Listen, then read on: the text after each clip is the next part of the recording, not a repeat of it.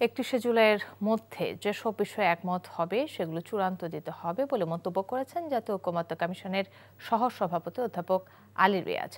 রাজনৈতিক দলগুলোর কাছে জুলাই সনদের খসড়া দেয়া হয়েছে। দু একদিনের মধ্যে প্রাথমিক পর্যায়ের ঐকমত্যের খসড়া দলগুলোর কাছে পাঠানো হবে বলেও জানান তিনি। জাতীয় ঐকমত্য কমিশনের দ্বিতীয় পর্যায়ের 21তম বৈঠকের সূচনা বক্তব্যে এসব বলেন আলী রিয়াজ।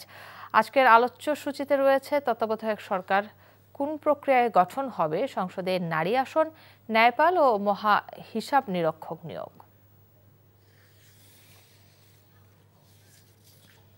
জাতীয় ঐকমত্য কমিশনের বৈঠক চলছে, সেখানে আছেন সহকর্মী নজরানা চৌধুরী, সরাসরি যোগ দিচ্ছেন তিনি।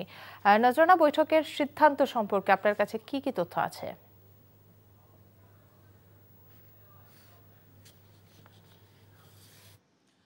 কাকলি, জাতীয় ঐকমত্য কমিশনের বৈঠক যেটি দ্বিতীয় পর্যায়ের 21তম দিন আজকে, তো বৈঠকটি কিছুক্ষণ আগেই শুরু হয়েছে, 12:15টার দিকে শুরু হয়েছে। তো বৈঠকটি কেবলই শুরু হয়েছে, এখন পর্যন্ত আসলে কোনো সিদ্ধান্ত আসেনি। তবে আপনি যেমনটি বলছিলেন যে কয়টি তত্ত্বাবধায়ক সরকার ব্যবস্থা, কিভাবে তত্ত্বাবধায়ক সরকার গঠন করা হবে, সংসদের নারী আসন 100টি হবে এটি মোটামুটি নিশ্চিত, কিন্তু সেটা নির্বাচন প্রক্রিয়া কিভাবে হবে এবং সরকারের মহা হিসাব নিরীক্ষক এবং ন্যায়পাল নিয়োগ করা হবে সেটি নিয়েও রাজনৈতিক দলগুলো আসলে ঐকমত্যে পৌঁছাতে পারেন কিনা সেই চেষ্টা করছে জাতীয় ঐকমত্য কমিশনের যারা সদস্য আছেন তারা। তো এইসব বিষয় নিয়ে আজকে আলোচনা হওয়ার কথা রয়েছে।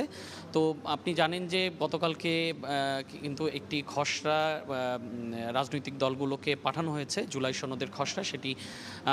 সেটি সম্পর্কেও বলেছেন ঐকমত্য কমিশনের যে সহসভাপতি আছেন অধ্যাপক আলী রিয়াজ, তিনি বলেছেন যে প্রাথমিকভাবে যেই বিষয়গুলোতে ঐকমত্য প্রতিষ্ঠিত হয়েছে, মানে রাজনৈতিক দলগুলো একমত হয়েছে, সেই বিষয়গুলোই সন্নিবেশিত করে এই খসড়াটি প্রস্তুত করা হবে। সেটি আগামী পরশুদিন অর্থাৎ 31 জুলাইয়ের মধ্যে। আর এর বাইরেও যদি যে সমস্ত বিষয়ে ঐকমত্য হবে না সেটি নিয়েও আলোচনা হয়তো হতে পারে এরপরে। তো আর গতকালকে আমরা কিন্তু দেখেছিলাম যে গতকালকের বৈঠকের শুরুতেই কিন্তু বিএনপির পক্ষ থেকে এই বৈঠক থেকে ওয়াকআউট করা হয়েছিল, সেই কিছু কমিশনের কিছু সিদ্ধান্তের বিরোধিতা করে, যদিও পরবর্তীতে তারা আবার বৈঠকে যোগ দেয় এবং পরবর্তীতে আলোচনায় অংশ নেয়।